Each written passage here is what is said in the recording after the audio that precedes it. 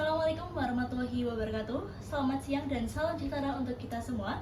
Perkenalkan, kami dari kelompok Next Frame Kreatif. Izinkan kami untuk memperkenalkan diri terlebih dahulu. Perkenalkan, saya Anuja Wafda Azula dengan NIM A14 2025 nomor 617 bersama rekan saya. Saya Nur Fatimah dengan NIM A14 2025 04627. Saya Marcella Belva Hidayat dengan NIM A14 2025 04618. Pada kesempatan kali ini, kami akan mempresentasikan hasil dari analisis kelayakan usaha dari bisnis kami yang bergerak di bidang jasa desain kreatif. Next Frame Kreatif merupakan menyediakan jasa editing desain poster dan konten Instagram yang kreatif dan profesional. Dengan ini, kami ingin membantu para UMKM maupun pelaku usaha dalam membangun branding visual yang lebih menarik dan konsisten. Next.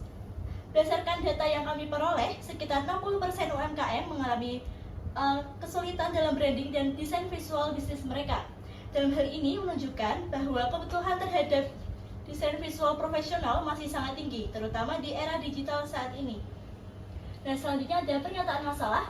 Terdapat sebuah UMKM kesulitan mendapatkan desain visual yang secara konsisten dan profesional sehingga menghambat branding, pemasaran, dan daya saing di era digital.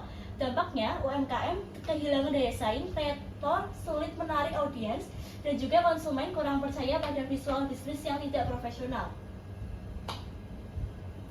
Pernyataan masalah atau industri yang masalah ingin kami pecahkan, sebagai pelaku usaha kecil, kreator konten, dan profesional kesulitan mendapatkan desain visual yang berkualitas, konsisten, dan sesuai identitas brand. Hal ini dipengaruhi oleh keterbatasan pemahaman desain, kurangnya waktu, serta kesulitan menemukan jasa desain yang benar-benar memahami kebutuhan spesifik mereka. Dengan ini, data pendukungnya seperti yang saya sebutkan dari awal, sekitar 60% UMKM mengakui kesulitan dalam branding dan desain visual bisnis mereka. Sumber pada laporan Kementerian Koperasi dan UKM RI 2023 dan survei HubSpot tentang tren visual marketing 2022. Dan ini ada area layanan bisnis, industri layanan sosial komunitas, dan bidang layanan sosial. Analisis masalah, stakeholders yang terpengaruh. Terdapat pihak yang terpengaruh oleh masalah ini meliputi pelaku UMKM, kreator konten, dan juga profesional individu yang membutuhkan desain visual untuk branding dan pemasaran. Selain itu juga, konsumen juga terdampak karena kualitas visual yang kurang menarik dapat mempengaruhi kepercayaan dan keputusan pembelian.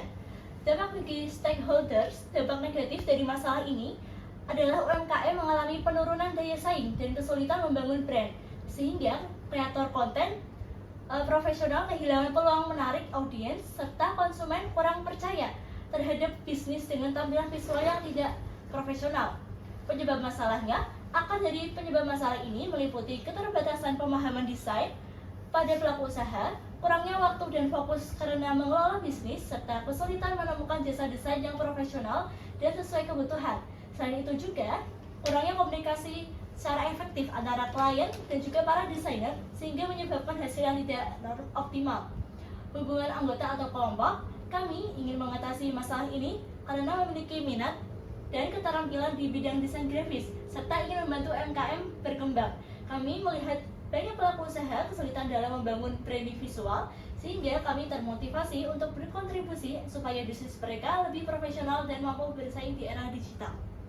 Dan selanjutnya ada segmen sasaran konsumen.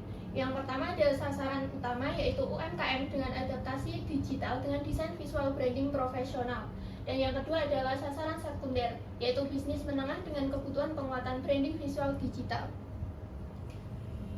Selanjutnya adalah segmentasi konsumen dan persona. Yang pertama, kelompok utama, UMKM dengan adaptasi digital dengan desain visual branding profesional. Sedangkan kelompok sekunder yaitu bisnis menengah dengan kebutuhan penguatan branding visual digital.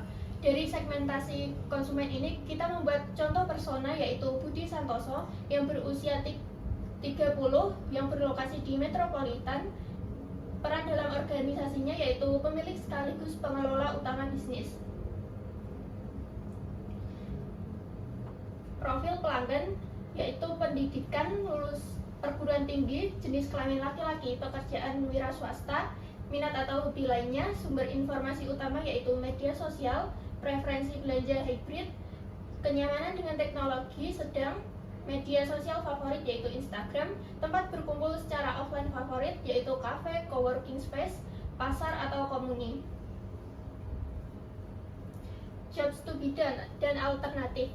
Secara fungsional yaitu membuat konten promosi, menjaga konsistensi branding, menarik pelanggan, dan meningkatkan penjualan melalui visual yang menarik. Secara emosional, ingin merasa percaya diri dengan tampilan brand, mengurangi stres karena desain, dan merasa bangga dengan bisnisnya.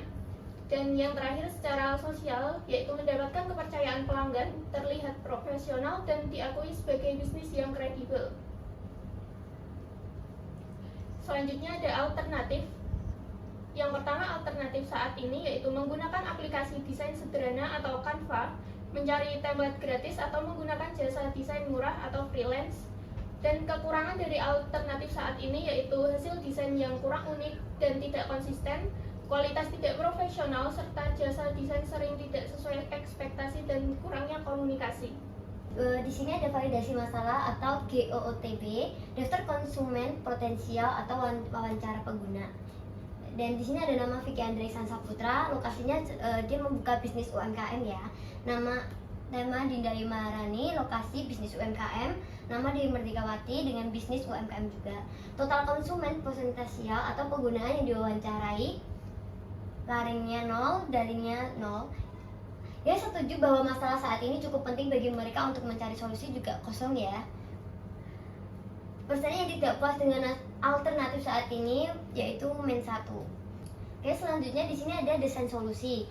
Kami menyediakan yaitu solusi kami layanan desain berbasis langganan, dan juga ada fitur utama kita yaitu layanan ini menyediakan editing video dan juga desain visual seperti poster dan konten media sosial yang dapat disesuaikan dengan kebutuhan konsumen. Tersedia konsultasi desain, pilihan paket layanan juga. Dan keunikannya, harga terjangkau, terdapat berbagai pilihan paket basic, platinum atau premium.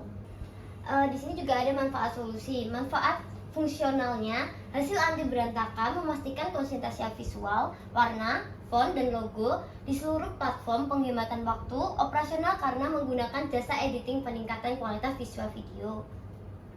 Yang kedua, ada manfaat emosional. Klien tidak lagi merasa dikejar-kejar beban atau harus posting kapannya, karena mereka tahu kebutuhan konten mereka sudah ditangani oleh jasa editing kami. Dan ketiga, ada manfaat sosial. Dipandang sebagai ahli karena hasil visual yang rapi dan profesional dibanding yang lain, bisa mendapat pujian dari rekan-rekan kita. Yang keempat, ada manfaat masyarakat. Menciptakan lapangan kerja kreatif untuk bisnis ini, membuka peluang kerja bagi desainer dan editor, membantu membangun ekonomi kreatif dan berbasis keterampilan digital tanpa batas geografis. Selanjutnya, pesaing. Langsung pesaing di desain Indonesia, tidak langsungnya tuh pesaing di Indonesia yaitu freelance, secara langsung pesaing secara global yaitu desain Pickle. Tidak langsung secara global juga yaitu AI yang sekarang lagi tren ya. Selanjutnya, ini adalah analisis makro kita. Tadi yang menguntungkan area teknologi yaitu perkembangan teknologi AI dalam desain grafis ya. Kedua, ada ekonomi. Pertumbuhan pesaing UMKM dan bisnis digital mendorong peningkatan kebutuhan akan desain visual. Selanjutnya, tren yang tidak menguntungkan yaitu ekonominya. Ketidakstabilan ekonomi dapat menyebabkan UMKM mengurangi pengeluaran untuk jasa desain dan pemasaran. Yang kedua, ada teknologi. Pengembangan AI mungkin desain instan dan murah, meningkatkan pesaing jasa desain grafis. Dan sumbernya dari laporan McKinsey dan Company AI Adoptional Report. Oke, selanjutnya. Ini adalah proyeksi keuangan sederhana dari kami. Pendapatan pada tahun ke-1 yaitu 50 juta, tahun kedua yaitu 55 juta, dan tahun ketiga adalah 60 juta. Total pengeluaran kita dalam tahun pertama yaitu 5.680.000, dan juga tahun keduanya yaitu 4.080.000, dan tahun ketiga yaitu 4.008.000. Keuntungan tahun ke-1 yaitu 44.392.000, dan tahun kedua yaitu 50.992.000, dan tahun ketiga adalah 55.992.000. Sekian presentasi dari kelompok kami. Terima kasih. Wassalamualaikum warahmatullahi wabarakatuh.